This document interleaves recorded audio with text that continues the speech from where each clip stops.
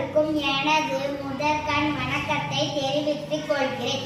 என் பெயர் மா பூமிகா. மரத்தை வெட்டினோம், புவியை வெப்பமயமாக்கினோம், நெகிழியை புதைத்தோம், மண்ணின் வளமையை குறைத்தோம், ஓசோனின் ஓட்டைக்கும் ஓயவில்லை, மண்ணில் மாசோட்டம்.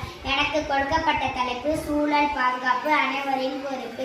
மணிநீரும் மண்ணும் மழையும் அணிநில காடும் உடையது அரண். இக்குறளில் வள்ளுவர் வளமான சுற்றுச்சூழல் மனிதர்களை போர்க்கவசம் போன்று பாதுகாக்கின்றது என கூறுகிறார். சுற்றுப்புற சூழலானது பல காரணங்களால் மாசடைந்து வருகிறது. நோயேற்ற வாழ்வே குறைவற்ற செல்வம் என்பது பழமொழியாகும். சுற்றுச்சூழல் தூய்மையாக இருந்தால்தான் நாம் ஆரோக்கியமாக வாழ வேண்டும்.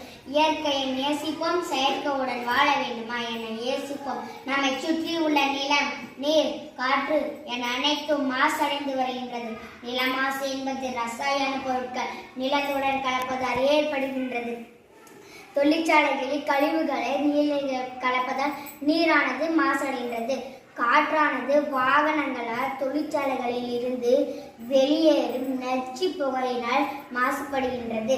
இயற்கையோடு இணைந்து வாழ் என்ற பொன்மொழி நாம் அனைவரும் சுற்றுச்சூழலை தூய்மையாக வைத்துக் கொள்ள வேண்டும். பசுமையான பூமி மனிதனுக்கு சிறந்த வாழ்க்கை என்ற பொன்மொழிக்கேற்ப மரம் நடுவது, காடுகள் வளர்ப்பது, சுத்தரிக்கப்பட்ட கழிவுகளை வெளியேற்றுவது, அதிக மாசு உண்டாக்கும் திட்டங்களை கைவிடுவது இவற்றால் மட்டுமே சுற்றுச்சூழலை பாதுகாக்க வேண்டும். இயற்கை உரங்களையே பயன்படுத்த வேண்டும். எனவே இனியாவது திருத்துவோம், இயற்கையை பாதுகாப்போம். நாட்டின் தூய்மை நமக்கெல்லாம் பெருமை என்பதற்கேற்ப நாம் அனைவரும் வீடு மற்றும் சுற்றுப்புறத்தை தூய்மையாக வைத்துக் கொள்ள வேண்டும். மரம் நடுதல், நெகிழி ஒழிப்புதல் மற்றும் மட்காத குப்பைகளை பிரித்தல், பொது போக்குவரத்தை பயன்படுத்தல், நீர் மின்சாரத்தை சிக்கனமாக பயன்படுத்துதல் போன்றவற்றின் மூலம் சுற்றுச்சூழலை பாதுகாக்க வேண்டும். மேலும் காடுகளை பாதுகாப்பதன் நாட்டை பாதுகாக்க முடியும். செயற்கையை விரும்பி இயற்கையை அழிக்கிறோம்.